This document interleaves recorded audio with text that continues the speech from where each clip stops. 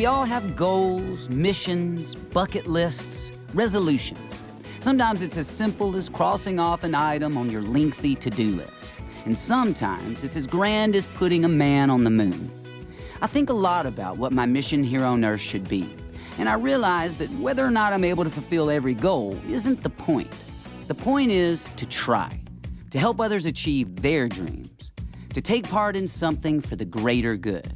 And that, I truly believe, is a mission accomplished.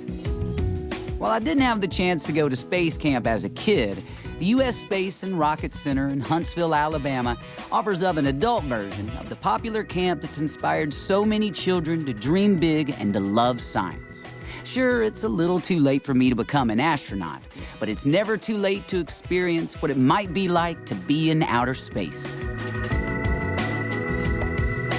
Mariah Fordham is my adult space camp counselor today, and her passion for space and science is contagious, to say the least. Welcome to the U.S. Space and Rocket Center. We're gonna come in here, and you're gonna learn how to train to be an astronaut. Yes. This is the multi-axis trainer. This was used to train the astronauts to figure out how they would sort a wrong situation, so how they would correct the vehicle. Upside down, sideways, yeah, wow. It's pretty aggressive. Whoa. Here we go. Yeah, space camp, baby, let's do this. Oh, God. Nice job, Eric. How do you feel? I feel like the room's spinning. Jump, jump. Yeah! All right. Yes, yes. I have never been more compelled to want to flip switches and push buttons. Do it. Okay, let's go. We're gonna have to, all right, we're gonna have to, just gonna have to do this. Oh, wow, they light up too. Oh, man, this is so much fun. I was able to get my space legs back with an example of a typical experiment in space. So the thing about adult space camp is it's basically adults that didn't have the opportunity to come to space camp when they were younger. We provide them an opportunity to be astronauts as adults. We've got so many relationships and marriages and families that have come out of adult space camp. Marriages? Marriages. Wow. Yeah. Science. So this is one of the experiments that we do with our students, and it's a polymer, which can be a number of things, but today it was borax and polyvinyl alcohol. They combined together, stirred it around, and it made a new substance that interacts with the world completely different than either of those two substances on their own. With this, it's very bouncy here on Earth. But imagine if we were in a microgravity environment, it wouldn't necessarily bounce and roll on the floor. It would bounce and then go back in the opposite direction. We have an opportunity to inspire curiosity, to do things like this that open the doors for someone to think, oh, I can do science.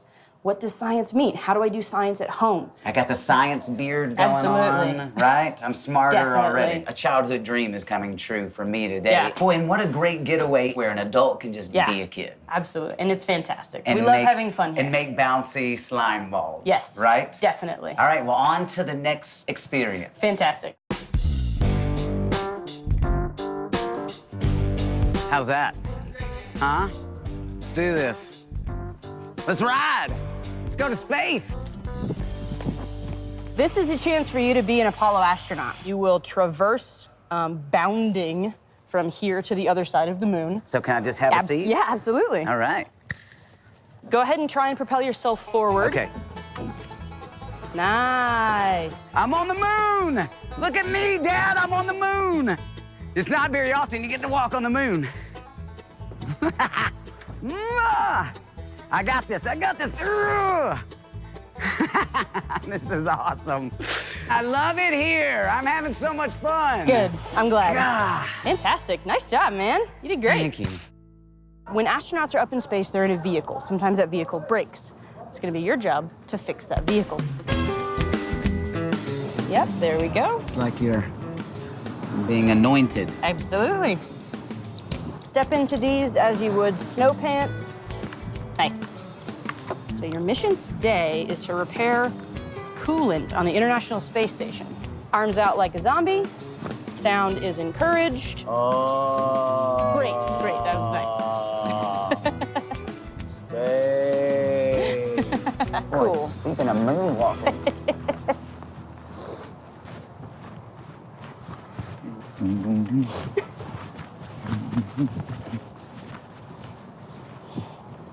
Right through there? Yep, that's it.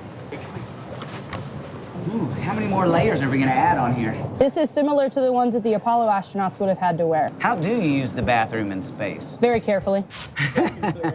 We could do our own little home renovation show. Yes. In outer space. We should. It's never been done before. Being a Oh dude. boy. All right. Yes. Hello from the International Space Station. We've got a coolant issue. No big deal.